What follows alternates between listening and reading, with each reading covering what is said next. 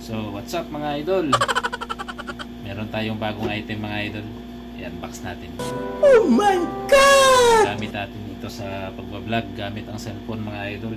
So hindi na tayo mahihirapan. Kasi ano to, cellphone stand na pwede rin siyang selfie stick.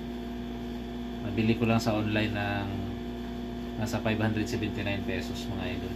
So meron siyang Bluetooth mga idol. Pwede nating i-remote yung pag-control ng cellphone dito. So pwede mong tanggalin yung controller which is nandito. Then kahit nasa malayo ito, ay makokontrol natin yung cellphone.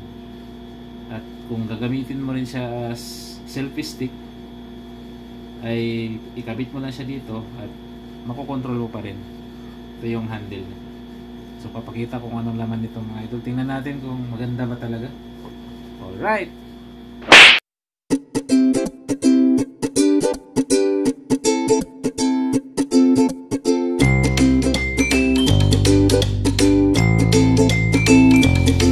Alright, so start na natin mga idol. Buksan na natin.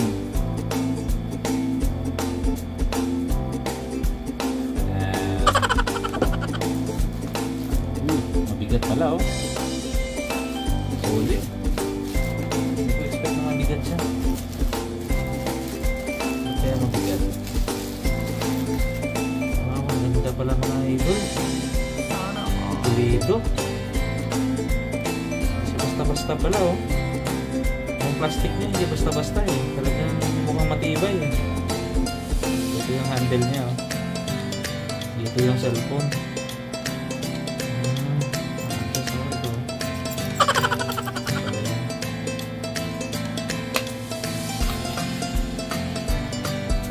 Iba natin yung stand niya.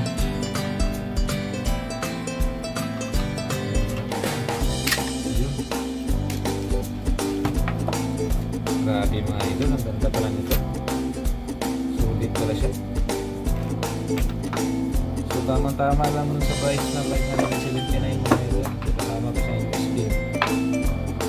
Dahil ito kasi, purpose nito ay para may charge natin yung controller niya. So ito yung controller no? Ito mga ito slide natin no? Ayan. So ito yung parang remote natin pagka gagamitin natin ito as phone stand. So ilagay mo sa malayo. Kung nasa malayo ka, pipindutin mo lang ito, ma-activate mo yung cellphone. Alright, tingnan natin. Okay, so susubukan natin i-connect yung device na ito sa cellphone natin. So ang natin gagawin, i-on na pala natin yung Bluetooth. Ito yung switch nya. Pindutin natin na. Yan, magbiblink na siya. So naka-on na siya ngayon. Ngayon, check natin dito sa cellphone. Long press na natin yung Bluetooth. Lilitaw yung interface niya dito. So mag-pair new device tayo. So wala namang ibang Bluetooth na naka-on dito. Ito lumitaw VIP. So ito yung ano niya. Ito yung device na to. Hindi ko lang alam ba't VIP yung ano eh. Hindi ko lang VIP yung brand niya. Bukan natin oh. Pair.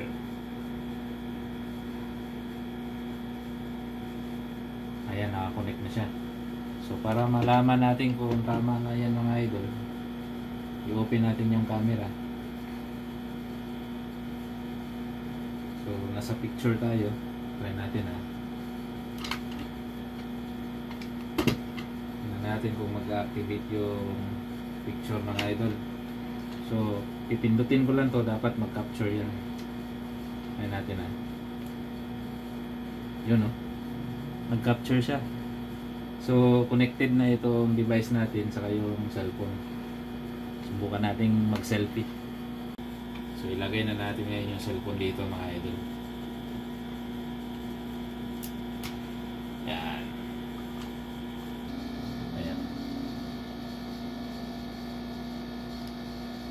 Yun, nag-capture siya.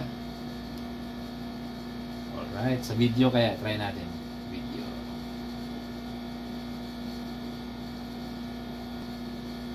Dapat mag-record siya ngayon ng video mga idol. Try ko recording. So gumagana na yung ano natin, gumagana na yung Bluetooth. So connected na siya mga idol. Alright, ito yung ano mga idol, malupit. Napakahaba pala nito. Oh, grabe. Ilang metro kaya yung kaya nito? Oh, loh, sobrang haba. Mahaba siya mga idol. Ang problema dito pag mahaba, hindi ko naabot yung controller. So this time mga idol, tatanggalin natin yung controller. Ayan, yun yung purpose bakit detachable siya. So kahit nasa malayo yan, oh, hindi ko lang yan oh, recording siya. Ayos na. Ang layo, grabe, ang haba ng stick na to. Ito naman mga idol, try natin siyang gamitin as ano, phone stand. So ito, subukan natin itong paa niya.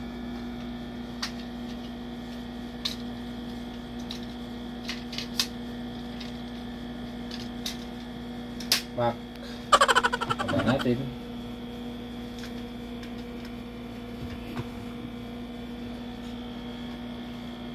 Taba natin ng konti. Yung mga idol, kung gusto mo mag-video,